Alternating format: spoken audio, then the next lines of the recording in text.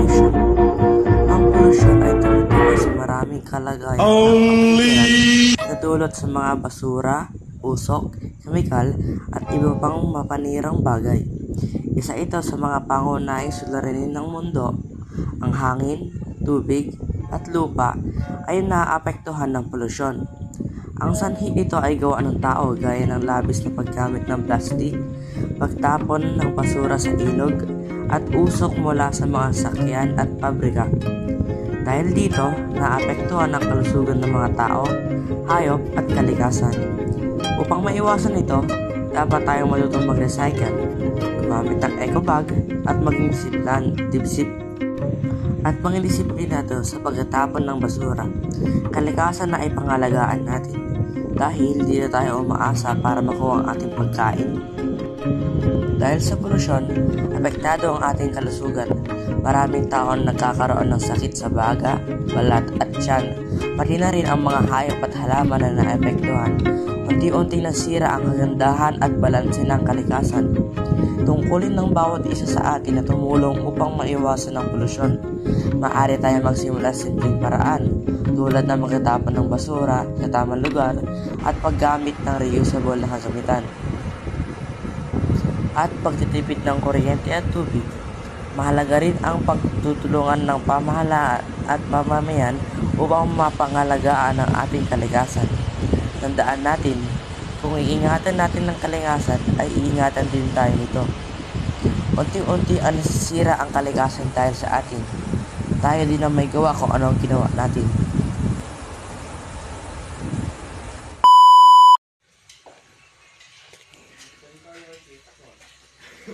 Uy! Tara, maglinis tayo ng paligid para maganda tignan. Sige, ako na sa dustpan. Kinuha niya na ang dustpan. At kami naman ni Zeros kukuha ng pandilig sa halaman. Oo nga. Tara!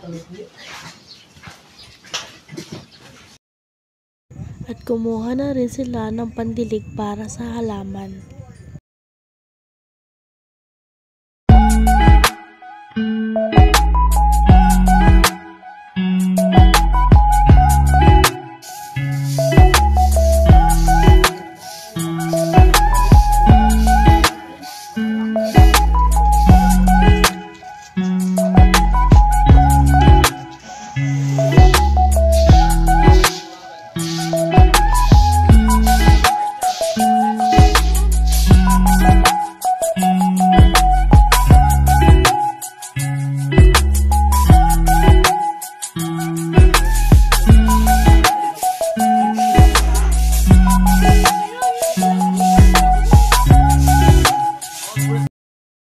Matapos sila maglinis, napagpasyahan nilang umuwi na.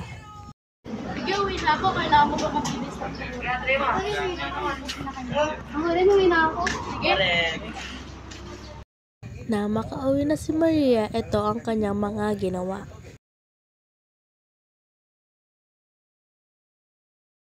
Ay, sa wakas, nakauwi na din. Nakapaglinis na nga.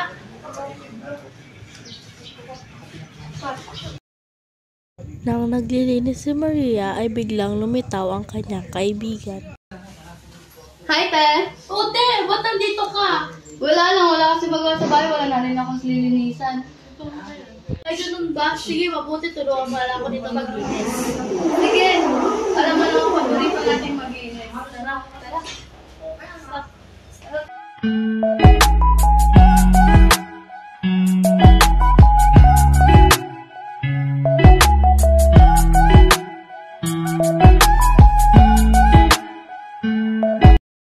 Matapos ang dalawa, napag-isipan nila magkita-kita at napag-isipan ng isa nilang kasama na magtanim na lamang. Magtanim naman tayo para gumanda ang kapaligiran.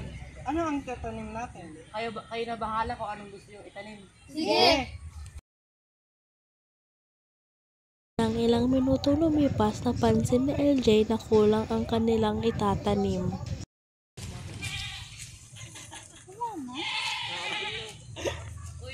Guys, parang kulang yung mga itatanim natin. Siguro bumili na tayo sa labas ng mga buto. Sige, sakto. May dala akong pera. Tara na. Nang naglalakad na magkakaibigan, may nakita silang dalawang lalaki na nagpuputol ng puno at dali-dali na itong pinuntahan. Kuya, itigil niyo yan. Kuya, tigil niyo po yung ginagawa niyo. Hindi ang ginagawa nyo. Oo nga po. Nasisirain kasi namin sa ginagawa niyo. Hindi po ba mahalaga sa inyo ang likas na yaman? Sorry mga ading, napagburusan lang kami. Sino po yan? Kuya, please, tigil niyo na yan. Wala nga pre, tignan natin. Salamat po. Nang matapos na napigilan ang dalawang lalaki nagpuputol ng puno, agad-agad silang pumunta sa bilihan ng mga halaman.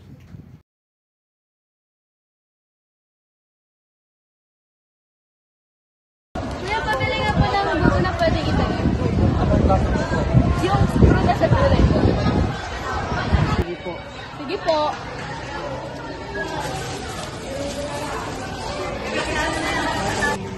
Salamat po. Pero mas maganda ito kung iwasan natin paggamit ng plastic. Bakit naman? Kasi po ang plastic maaaring makasira sa likas na yaman. Ha? Paano? Kasi yung ibang tao po, maaari nilang itapon ito sa mga ilog at dagat at magkakasanhi ng pagubos ng mga isda o pagkapatay ng mga isda. Ang mga plastic po kasi ay tumatagal ng daang-daang taon bago mabulok. Baka ma-affect na.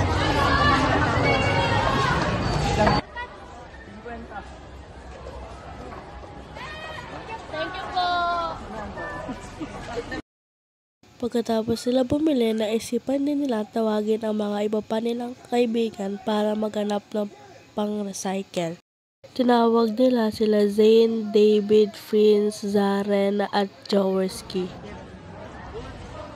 Uy, Zane! Gusto mo sumama? Saan? Kahit saan, basta maghanap lang tayo pang-recycle. Sige, sasama ako. Tara! David, gusto mo ba sumakasama kaganap ng pang-recycle? Sige ba, gusto ko yan. Darren, Prince, gusto niyo bang sumama sa akin? Saan naman? Tara, mga lakal lang pwedeng i-recycle. Sige, tara. Sige, maganda yan para sa likas na yaman.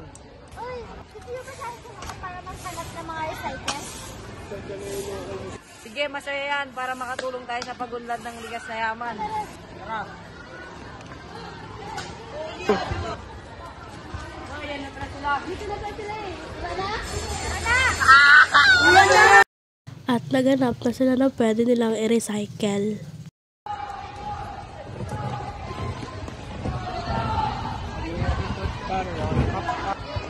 Ay, sa wakas, tapos na rin. Oo nga eh.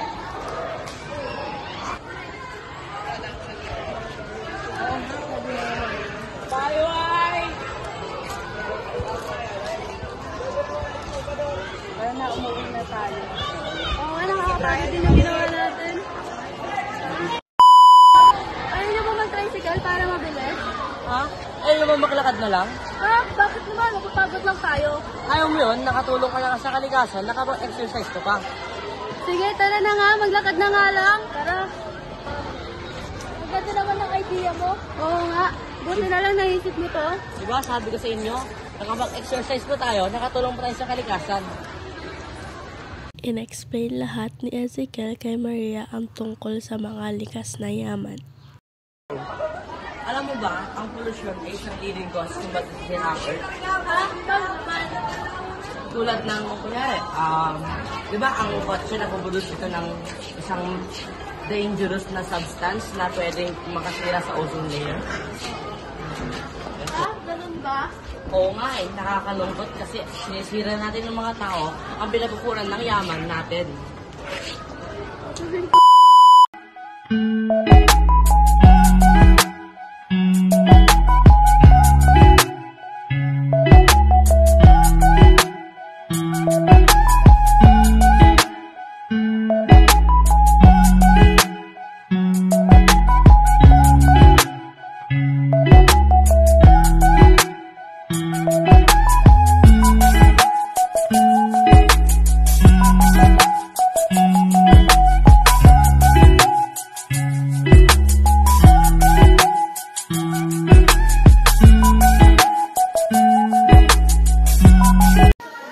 Ang pagtatapon ng basura sa tamang lalagyanan ay nakakatulong sa ating environment. Ay, si James yun, no? Ayan, no! Kaya nandiyan pala kayo. Hey, kanina. Wala yun. Pinag-uusapan lang namin ni Heidi kung anong leading cause ng climate change. Nakakalungkot kasi, tayo na nga lang yung nanginginabang, tayo pa naninira. Diba? Oo nga eh. Sana bago na lang yung mga taong naninira ng gano'n, no? Tara! Uy, kayo pala yan. Alam mo ba, may nalaman kami kayo. Oo nga. Gusto mo malaman? Ay, ganun ba? Gusto ko yan malaman. Pakwento nga. Ay tara, hanap tayo ng upuan, mahababang kwento to.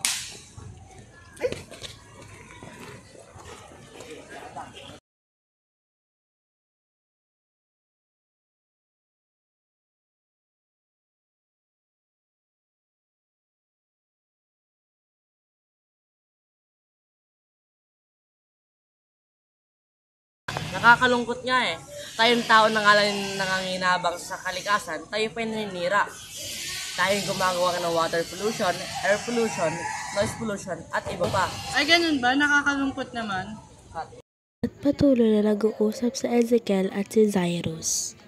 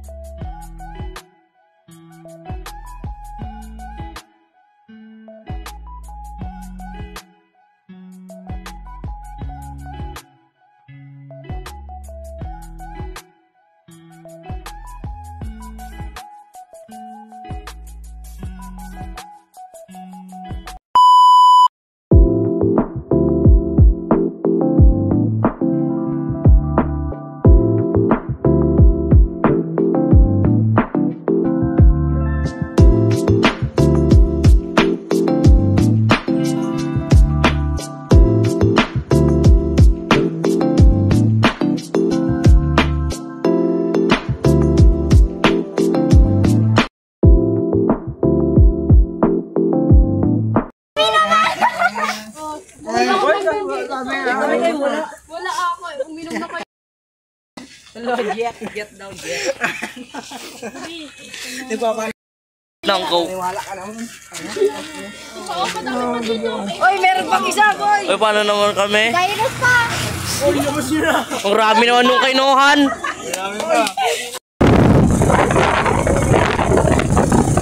Bakit nandito ka? Ay, te. Wala lang. Wala kasi magawa sa bahay eh. Wala na din ako lilinisan. Kaya naman ako lilinisan dun. Huwag yung sasali ito sa ano ah.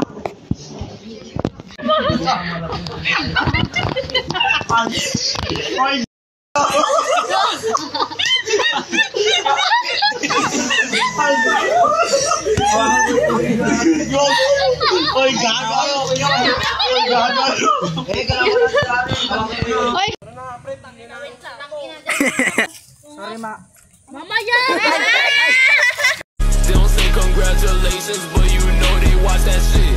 I ain't even gon' get mad. I'm young, black and rich.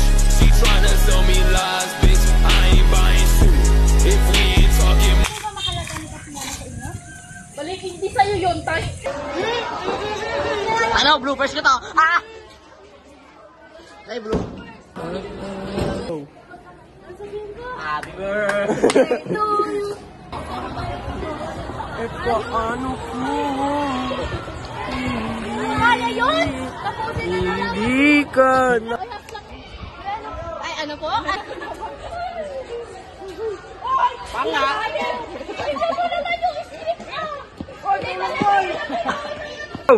Hi guys. Ang bobo. Kinikilig siya, boy. Montage ka. Sige. Ano? Sige. Wait lang, ano sasabihin? Kunwari may tinuturo-turo ka. Ano nga siya? Siya. Kunwari! Ay, ganun ba si... Ay, ganun ba? Ay, ganun ba? Sige, tara. Ay, puta tayo sa may upuan. Kasi mahaba-habang kwento to.